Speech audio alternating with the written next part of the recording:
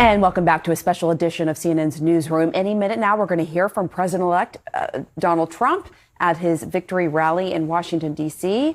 I want to bring in my panel, Michael Singleton, Adi Cornish, and Chuck Rocha.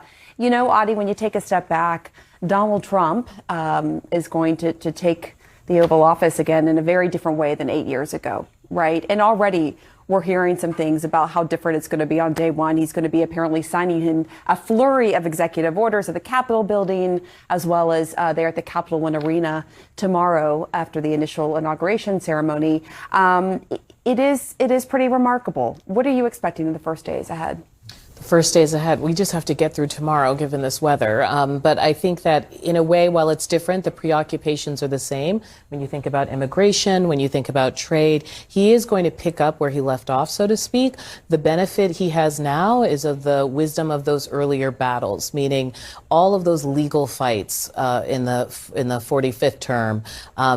He will have learned from them, so to speak. The people around him will have learned from them, and maybe we will see a different approach. And by that, I mean something that can sustain a legal fight. If you think about immigration in particular, I think that's an area that's ripe for that conversation. Yeah, and we do expect, I mean, he has talked about, there will be mass deportations day one. But do you think, given the actual practicalities, the logistics, the cost, he could be overpromising on that front? I don't know, Pamela. I think it's an expectation that a lot of Americans expect from the president-elect.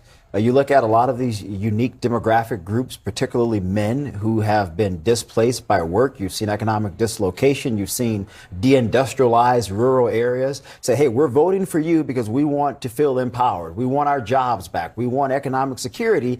And we feel that immigration is a part of the problem. We feel that we have not seen enough resources coming back to our localities and to our areas. And so I think the president will have absolute mandate to do those things. I think people are looking at the economy, they're looking at immigration, they're looking at foreign policy, and they have seen after 4 years of the Biden-Harris administration complete destabilization domestically and abroad. They're expecting Donald Trump to get this train back moving in the right direction, and he has the possibility to do that. Chuck, I want you to respond to what Michael said, but also I just have to ask, given what we have seen lay out with this inauguration, how different it is. You have all these tech billionaires trying to curry favor with Donald Trump in a way that we have never seen before, right?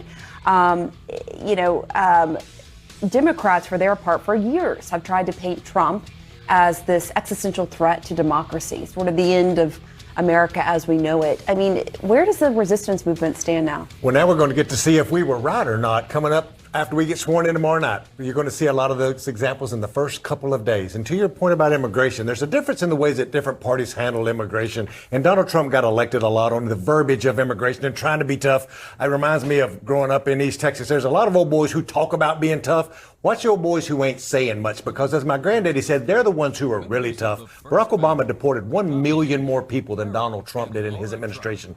But Barack Obama didn't talk about it. He just went and did his job. If somebody needed to be deported, he did that, and he tried to follow all the means of the law. What's going to happen with Donald Trump is he's going to go find 10, 15, 20 immigrants who've probably done something bad, who should be deported, and then make that a big national scene to where he's saying, look how tough I am and what I'm doing. Because like you said, and lots of folks on this network have said, it's really hard to deport 11 million people, 99% of them who came here just looking to try to make America a better place. Whatever he decides to do, it's a lot more than what President Biden has done, in my opinion, over 4 years, Chuck. Let's be honest about that. Democrats have failed completely on this issue. But immigration in December was lowest than it's been since 2020. And why is that? It's not because of Biden's policies, that's Biden for sure. was just there. Nothing he did anything. They just decided. Well, I don't know if Biden even realizes he's there, but that's a whole nother conversation.